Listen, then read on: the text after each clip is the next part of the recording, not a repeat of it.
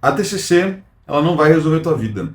E eu sei que tem gente que vai se incomodar com essa chamada, né? Mas é verdade.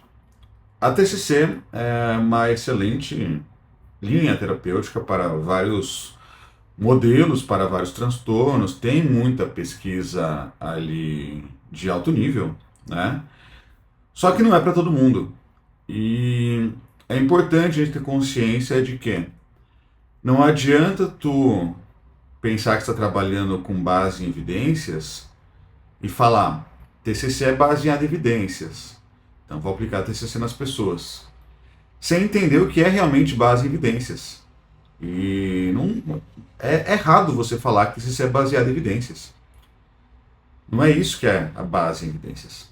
A base em evidências é você aplicar o melhor método disponível que esteja de acordo com as preferências e valores do paciente junto à tua expertise clínica.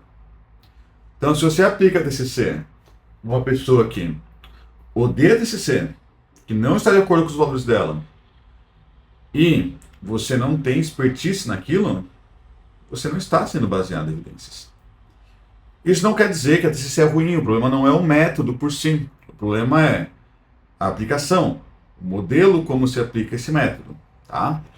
Bom, eu gravei um curso recente para Mon Behavior, né, sobre terapia cognitivo-comportamental, principalmente sobre as bases teóricas dela, li bastante sobre o assunto, né, li os livros da Judith Beck, do Aaron Beck, fiz cursos em plataformas também de psicólogos de renome, e eu digo que mudou muito a minha visão sobre a TCC, né, e até algumas críticas sobre ela ser uma terapia extremamente voltada para o pensamento, né.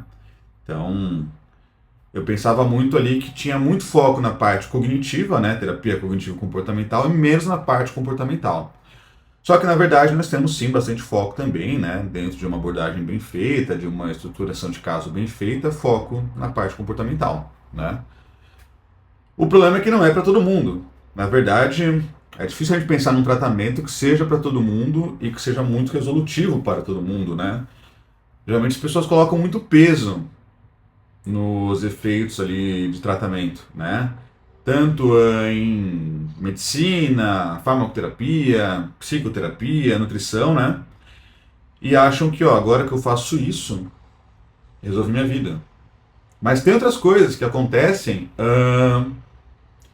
que a gente também tem como base ali para a melhora, né? O efeito do tempo, ahn, efeito placebo, o efeito de outras estratégias sendo feitas em conjunto, tá? A própria terapia ali, a gente vai ter aliança terapêutica, né, que vai além do tipo de abordagem escolhida. De qualquer maneira, a TCC é muito importante pelo aspecto comportamental, né? É dela que a gente tem, por exemplo, a ativação comportamental, que é padrão ouro para a depressão, né? Dentro da TCC, nós temos abordagens específicas, né, vertentes ali para insônia, para o transtorno por uso de substâncias, né, e adição por jogos também, tá? Nós temos abordagens específicas para transtornos alimentares. Então, a TCC ela abre ali um leque bem grande para diversas questões, inclusive transdiagnósticas, né? Uma pessoa que tem depressão e compulsão alimentar, né? A gente consegue ali encaixar uma boa base teórica da TCC e pensar no tratamento. Mas por que não é para todo mundo? Bom, primeiro que muitas pessoas têm questões cognitivas muito alteradas, né? Então a TCC tem muito essa ideia de metacognição, de pensar sobre o seu pensamento. Então, será que isso daí está realmente correto, né? Será que essa pessoa não está falando comigo porque ela me odeia, e ela me odeia porque eu sou um lixo de ser humano e não mereço ser amado? Então essa crença de desamor que eu tenho é uma crença muito grande, e eu vou resolver essa crença reestruturando meus pensamentos. Não, de repente as pessoas não me respondem ali porque eu estou querendo que elas me respondam na hora. Se elas não respondem, eu já fico muito magoado. Geralmente elas não me respondem porque eu não estou abordando da maneira correta, não quer dizer que eu não mereça ser amado, né? Geralmente elas também estão agindo assim porque eu me importo demais, eu dou muita atenção no início, as pessoas tendem a sentir sufocadas, né? Ou até estranho eu agir assim, dar tanta atenção assim, inicial? Bom, então, a gente tem que pensar que tem um foco grande na parte cognitiva. E muitas pessoas não vão conseguir realizar também essa metacognição. Seria mais ou menos algo do tipo: eu sei que meu pensamento não representa completamente a realidade, mas ainda assim eu não consigo parar de pensar assim. Ou me comportar de uma maneira ali que mude totalmente os pensamentos. Então, será que eu preciso mudar meus pensamentos? Como é que você muda isso numa pessoa que tem, por exemplo, borderline, bipolaridade, né? Então a gente tem outras linhas terapêuticas, como a própria terapia comportamental dialética, né? Que é menos focada nessa estrutura cognitiva. Ela é mais focada ali, né, em questões de aceitação, de entender que há lados opostos, né, que podem igualmente estar agindo, a você se comprometer a comportamentos apesar dos sentimentos, emoções. Olha o Robson entrando. Ele simplesmente invadiu. Mas tá bom. Apesar dos sentimentos, das emoções, você se comprometer a alguns comportamentos que podem te ajudar, tá? Então a gente simplesmente partir da ideia de que TCC é prática baseada em evidências é uma ideia vaga, uma ideia errada. Porque a TCC não é a prática baseada em evidências. Aplicar a TCC de uma maneira coerente, não só na necessidade do paciente, mas na experiência clínica, preferências, isso sim é prática baseada em evidências, tá? Outra coisa que acontece é que ela é uma terapia muito estudada, muito mesmo, assim, né? No meu curso de Introdução na Prática Clínica, eu ensino os alunos a pesquisarem bases de dados como o PubMed, né? E ali eu coloco, né, TCC em inglês, né? Então vai ter ali o termo, né, CBT, Cognitive Behavior Therapy. E, pô, centenas de milhares de artigos, né, falando especificamente sobre isso. E aí também é esperado que você tenha mais base naquilo que a gente estuda mais, tá? Então, pô, se eu estudo mais determinado assunto, eu teoricamente produzo mais evidências contra ou a favor, né? Não quer dizer que outras terapias com menos evidências, como a ACT, por exemplo, terapia de aceitação e compromisso, seja ruim, ou seja menos evidente, né, ou menos eficaz que a TCC em todos os aspectos. E sim que a ciência ela vai se construindo, criando alicerce em cima de alicerce.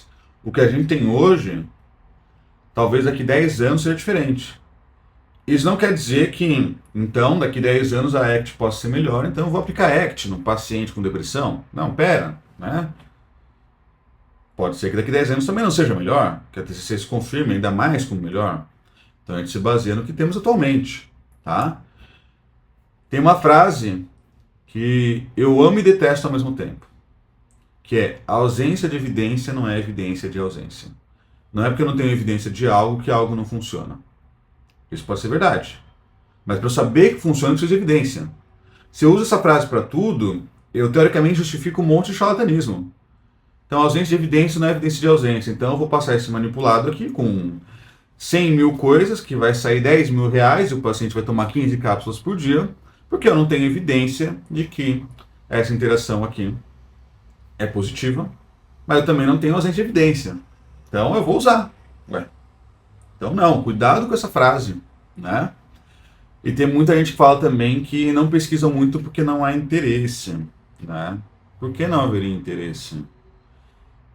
De repente, porque se você pesquisa muito algo que você sabe que a base é fraca, você vai descobrir que é fraco, e aí tu vai ter que promover que realmente não é eficaz, ou que a eficácia é muito baixa, né? E isso realmente não é interessante para muita gente, né? Então, uma indústria de homeopatia, por que tem menos pesquisa? Porque a plausibilidade da homeopatia é muito baixa, é ínfima, né? E há um lucro, quem acha que a homeopatia não lucra precisa se atualizar. Então, o que a gente tem que cuidar aqui?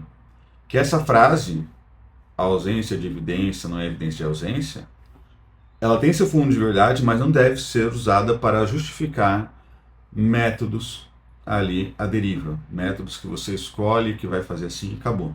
Ou só porque tem alguma plausibilidade eu vou usar e acabou. Isso não é prática baseada em evidências, tá?